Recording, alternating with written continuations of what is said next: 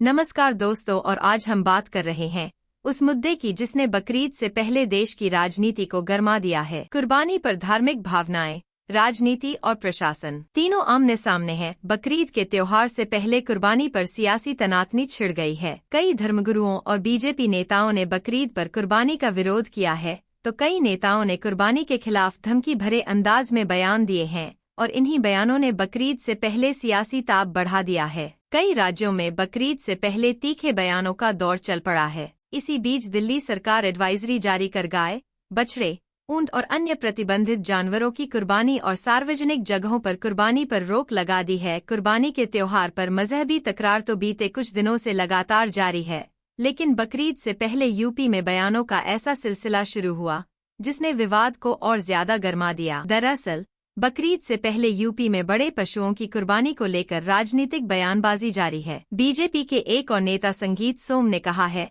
कि देश में एक कानून होना चाहिए, कुर्बानी गैरकानूनी है तो नहीं होनी चाहिए। हिंदुओं की बलि प्रथा पर रोक क्यों है? बलि प्रथा पर रोक है तो कुर्बानी क्यों होगी?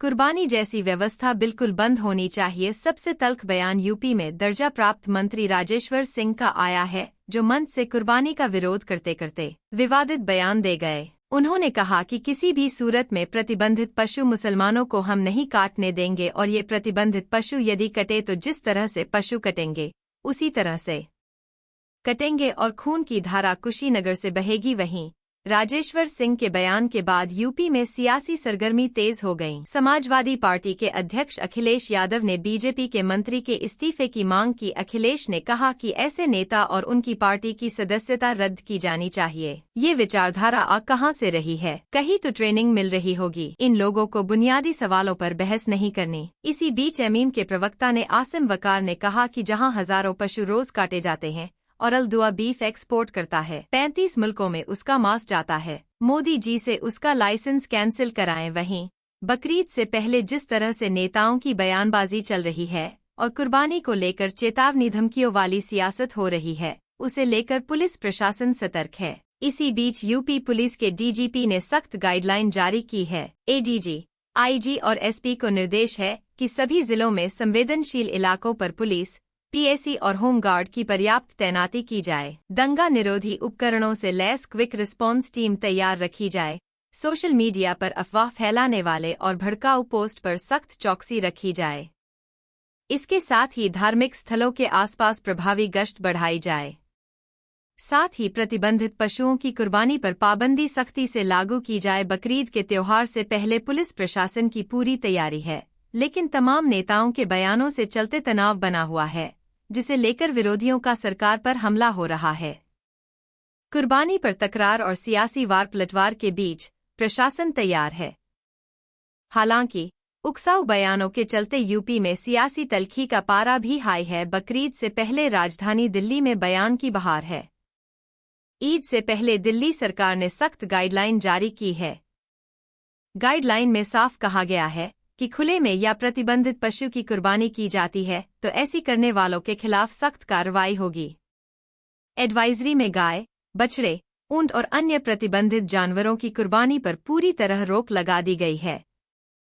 इसके अलावा सार्वजनिक स्थलों जैसे सड़क, गली या किसी खुली जगह पर कुर्बानी करने पर भी पूर्ण प्रतिबंध लगाया गया है। वहीं महाराष्ट्र में भी बकरीद पर सियासत बढ़ गई है। कल्याण के दुर्गाड़ी मंदिर पर बकरीद के दिन शिवसेना मंदिर पर खुला रखकर पूजा पाठ करे की मांग की है।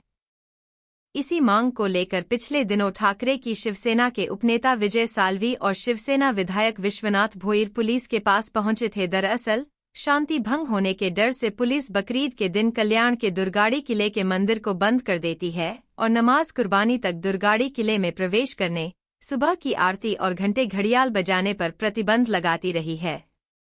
लेकिन इस बार शिवसेना मंदिर को खुला रखने की मांग कर रही है। हालांकि कल्याण में बकरीद पर घंटा बजाओ अभियान बाला साहेब ठाकरे ने ही शुरू कराया था, जिसे उद्धव ठाकरे की पार्टी के नेता चालू रखना चाहते हैं। उधर बीजेपी के नेता नीतेश राणे इस दलील के साथ पशुओं की कुर्बानी का विरोध कर रहे हैं कि हिंदू पर्व त्योहार जब इको फ्रेंडली हो सकते हैं तो बकरीद क्यों नहीं। आदित्य ठाकरे का कहना है कि सरकार का काम ये सब देखना नहीं है। सरकार का काम है लोगों की समस्याओं को दूर रखना। त्योहारों में घुसना सरकार का काम नहीं है। सरकार का काम है पहलगाम के आतंकियों को पकड़ना है। महाराष्ट्र सरकार में मंत्री नीतेश राणे का कहना है कि वर्चुअल बकरीद मनाने में गलत क्या है। हम अगर पशु प्रेमी है, जानवर की जान बचानी है तो अलग अलग तरीके हैं।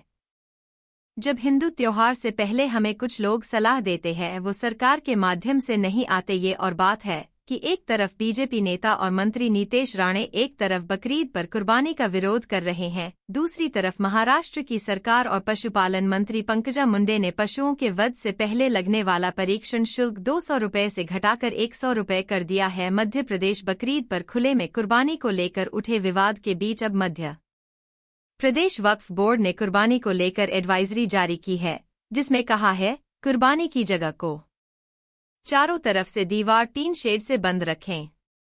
चयनित स्थानों पर ही कुर्बानी करें। प्रतिबंधित जानवरों की कुर्बानी किसी भी सूरत में न करें।